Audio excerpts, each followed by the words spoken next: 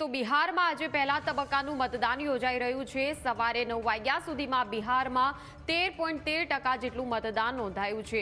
બિહારમાં પ્રથમ તબક્કામાં 18 જિલ્લાની 121 બેઠકો પર મતદાન યોજાયું છે। વધુને વધુ લોકોને મતદાન કરવા માટે વડાપ્રધાન નરેન્દ્ર મોદી અપીલ કરી છે। બિહારમાં લાલુ યાદવ, રાબડી દેવી, તેજસ્વી યાદવે મતદાન કર્યું। જેડીયુએ વિકાસ અને સુશાસન માટે લોકોને મતદાન કરવાની અપીલ કરી છે। બિહારના મોકામાં મત વિસ્તારમાં મહિલાઓની લાંબી લાઈનો લાગી। મૈથિલી ઠાકોરે મતદાન કરીને જીતનો વિશ્વાસ વ્યક્ત કર્યો હતો। તો આ દ્રશ્યોમાં આપ જોઈ શકો છો કે કઈ રીતે મહિલાઓમાં ખૂબ જ ઉત્સાહ જોવા મળી રહ્યો છે। મતદાન લઈને વહેલી સવારથી ઠંડકભર્યા માહોલમાં પણ મહિલાઓ પોતાના ઘરેથી નીકળ્યા અને મતદાન કરવા માટે તેઓ પહોંચ્યા છે। વહેલી સવારથી કતારોમાં લાગ્યા છે મતદાન કરવા માટે। वोट हर जगह जनून रूप से जा रहा है। कुछ जगह खुरियाड़ी बूथ का हलसी प्रखंड हलसी थाना अंतर्गत आया है कि वहाँ लोगों ने भगाया है और राजद के मानसिकता के लोग वहाँ पर पोलिंग एजेंट को भी डराया है, जिसके खुरियाड़ी बूथ है। ये प्रतापपुर पंचायत के अंतर्गत है। 404 405 बूथ नंबर है और हम लोग अब जा रहे हैं।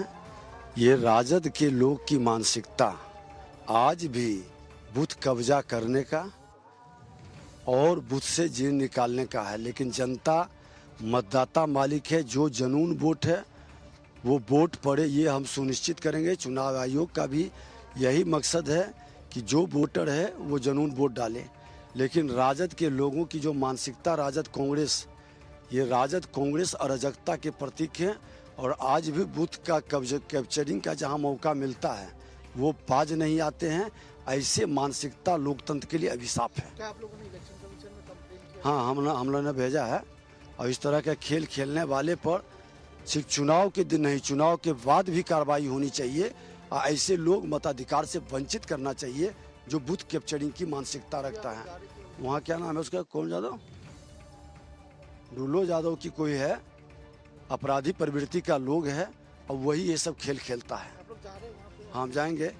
आज भी राजद का पोषित अपराधी लोगों को भय पैदा करना चाहता है, लेकिन शायद वो भूल गया कि बिहार में सुशासन है, आतंकवाद उग्रवाद खत्म हुआ है। अब अबड़ी बारी अपराध का है।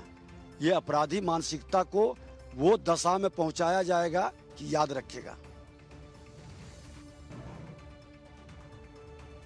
તો આ દ્રશ્યોમાં આપણે બતાવી રહ્યા છે કે જ્યાં વહેલી સવારથી સવારે 7 વાગ્યાથી મતદાન શરૂ થઈ ગયું હતું અને આપને એ પણ જણાવી દઈએ કે આ મુકાબલો એનડીએ અને મહાગઠબંધનની વચ્ચે છે। જ્યાં એનડીએમાં જેડીયુ સહિતના પક્ષો મેદાનમાં છે, તો મહાગઠબંધનમાં આરજેડી અને અન્ય કોંગ્રેસ સહિતના જે પક્ષો છે તે મેદાનમાં છે। બિહારના રાજકારણમાં સ્થાનિક પક્ષો ખૂબ જ મોટી ભૂમિકા ભજવતા હોય છે।